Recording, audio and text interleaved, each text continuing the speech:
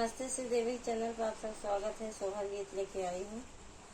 कहाँ से आई भगवती मैया, कहाँ भवानी मैया हो बहिनी, कहाँ से आई भगवान, कहाँ हो शिव शंकर, कहाँ हो शिव शंकर हो। कहाँ से आई भगवती मैया, कहाँ शीतल मैया हो बहिनी, कहाँ से आई भगवान, कहाँ हो शिव शंकर, कहाँ हो शिव शंकर हो।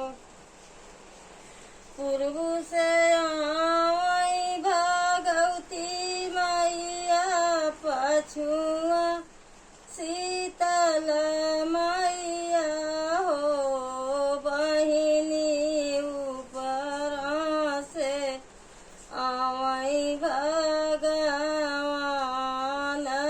दक्षिण शिव शंकर, दक्षिण शिव शंकर हो।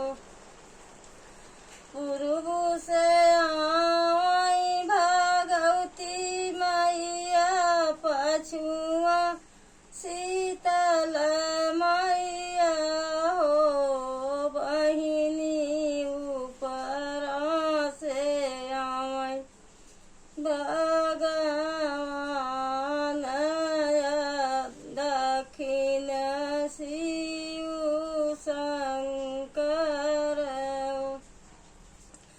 कहाँ बैठाई भगवती मैया, कहाँ शीतल मैया हो बहिनी, कहाँ बैठाई भगवान,